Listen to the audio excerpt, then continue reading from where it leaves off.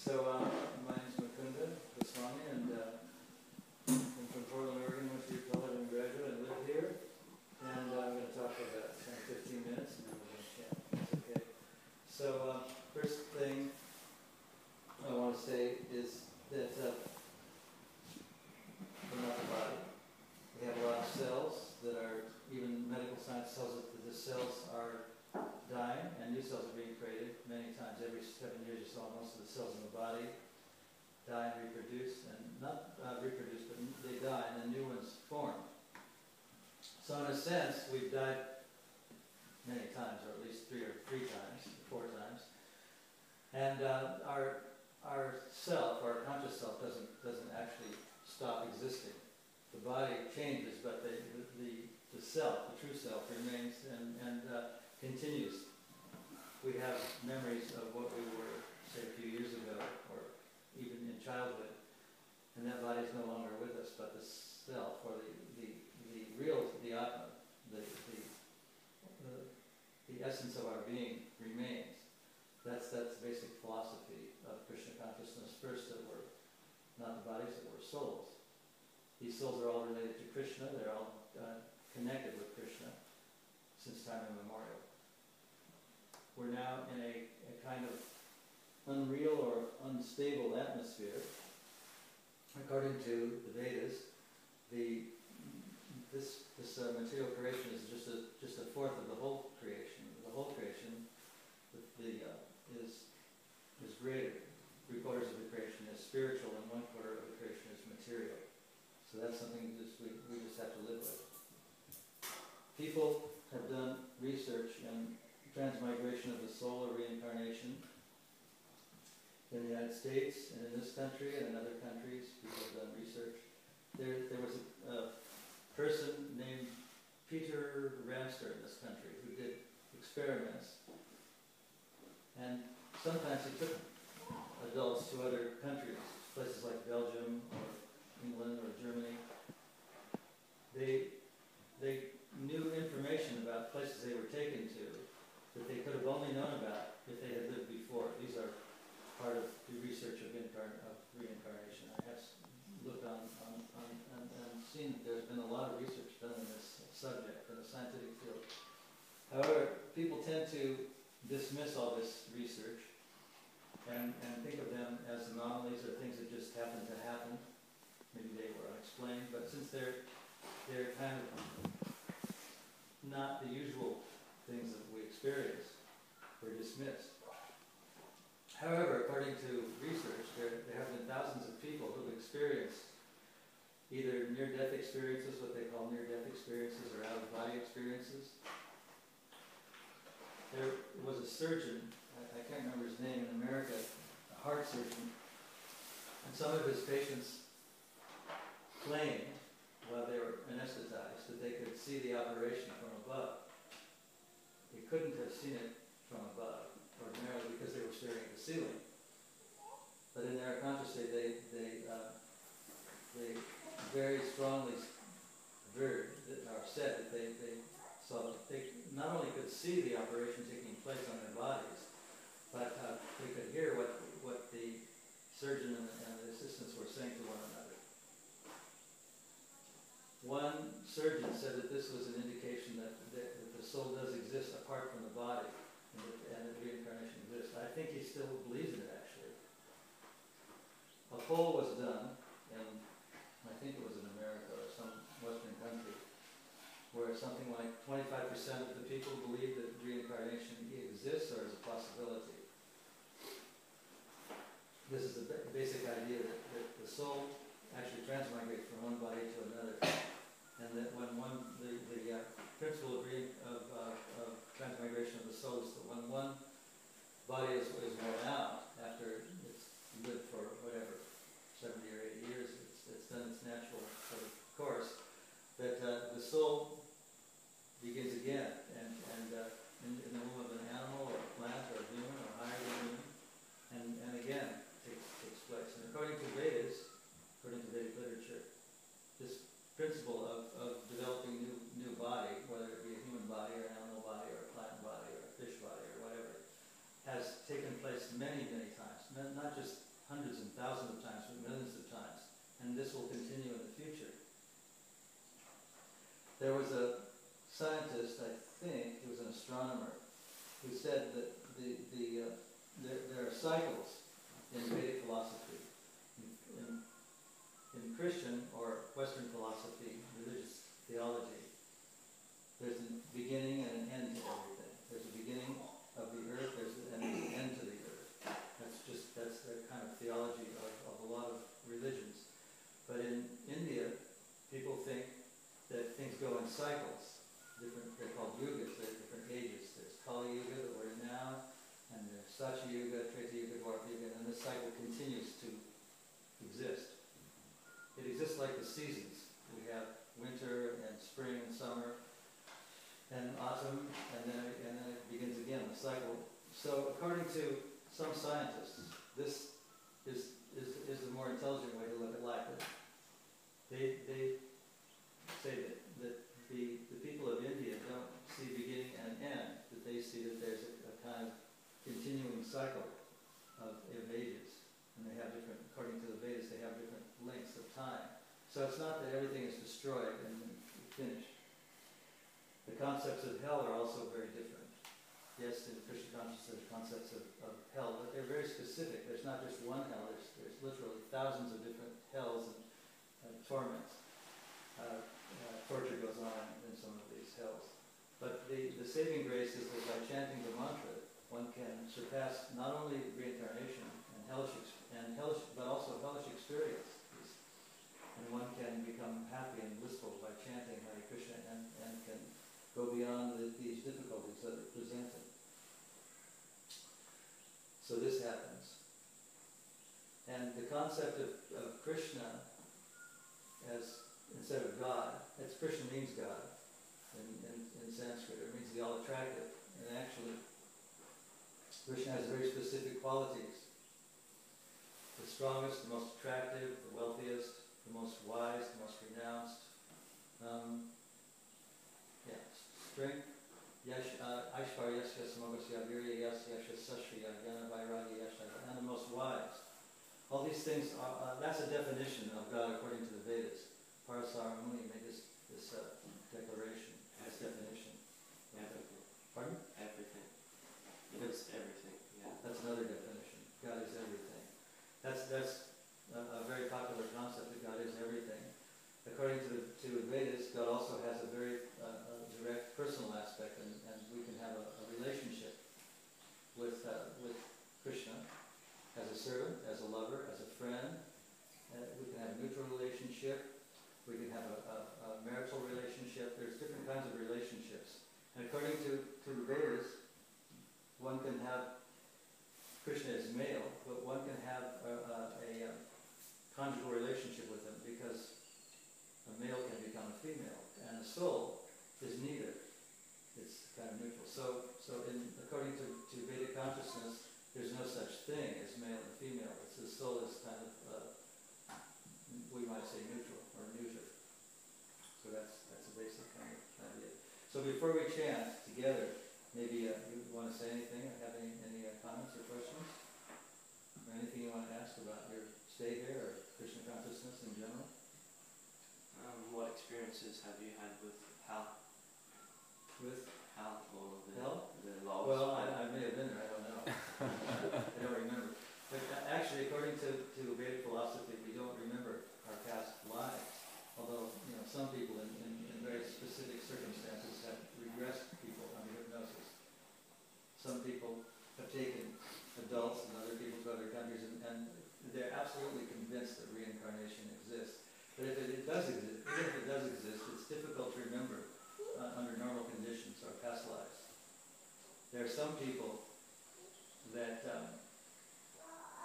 there was a researcher in the state of Virginia in the United States.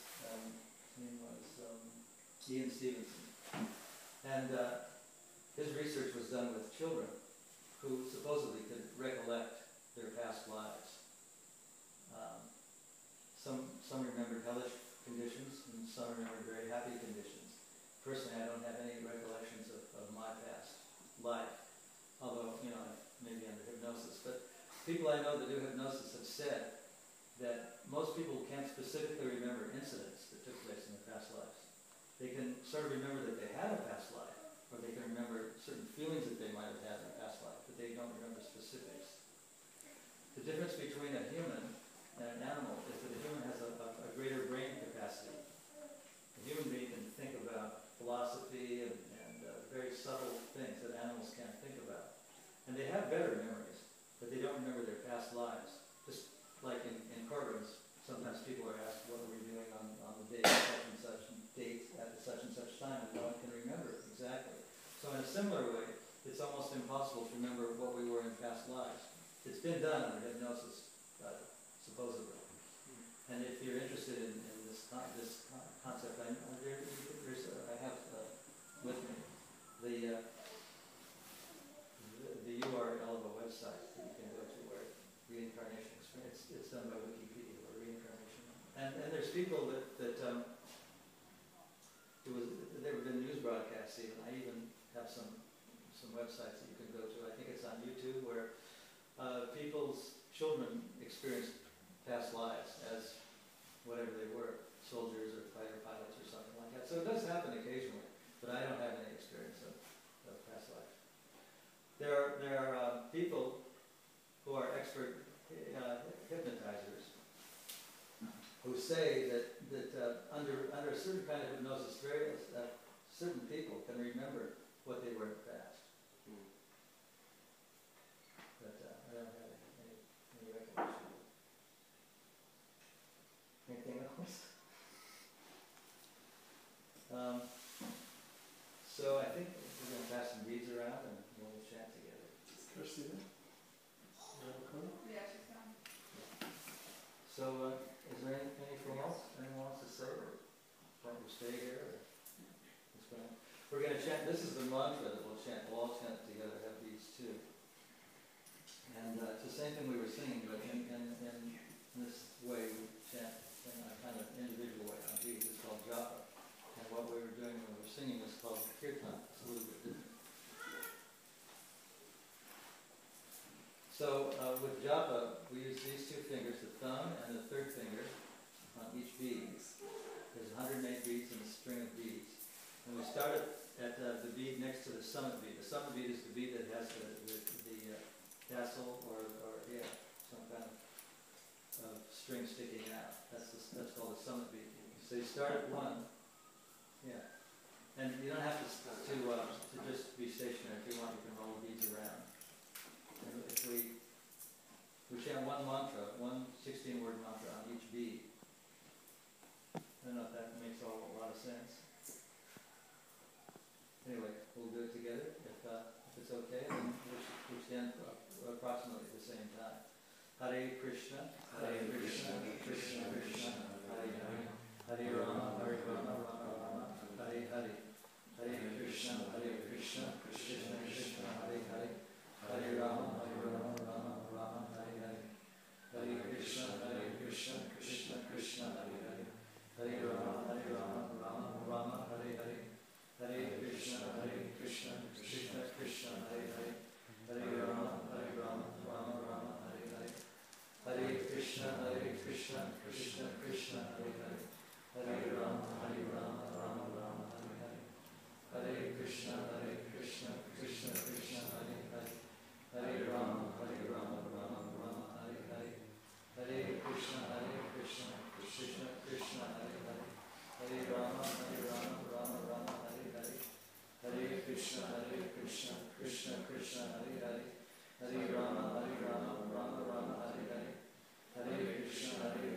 Krishna Krishna, Hare Hare, Hare Rama, Rama Rama, Hare Hare, Hare Krishna, Krishna Krishna, Hare Hare, Hare Rama, Rama Rama, Hare Hare, Hare Krishna, Krishna Krishna, Hare Hare, Hare Rama, Rama Rama, Hare Hare, Hare Krishna, Krishna Krishna, Hare Hare, Hare Rama, Rama Rama, Hare Hare, Hare Krishna, Krishna Krishna, Hare Hare, Hare Rama, Rama Rama, Hare Hare, Hare Krishna, Krishna Krishna, Hare Hare, Hare Rama, Rama Rama, Hare Hare, Hare Krishna, Krishna Krishna, Hare Hare, Hare Rama, Rama Rama, Hare Hare, Hare Krishna, Krishna Krishna,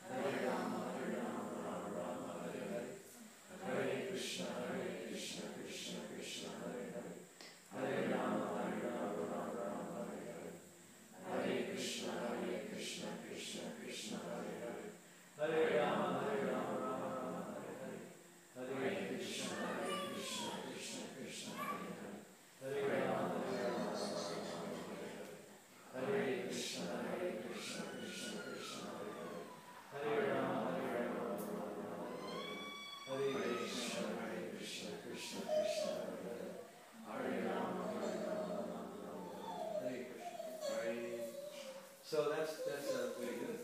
That's called japa, and the initiated devotees chant 16 times every day, which is a kind of like about an hour and a half or 2 hour meditation. There's a person in America, you may have heard of him, he's called Kirtan Rabbi, and he plays an harmonium. It's maybe an instrument, some of you don't know what harmonium is in a synagogue. And every Sunday they do this chant in the synagogue. So there's a kind of universal interfaith aspect to chanting. You can chant anywhere. You don't have to have beats. You can just do it any place, in any situation. So that's pretty much it. Thank you, sir. So, my dear friends, who has been here longer than a month? Lali, Sandra, Rick, Krishnaji, everyone else. And who here is thinking that their plan is to stay more than a month? Okay, so more or less almost everybody in the room. We're going to have a little meeting here, just for a few minutes, just for those people, which seems like everyone.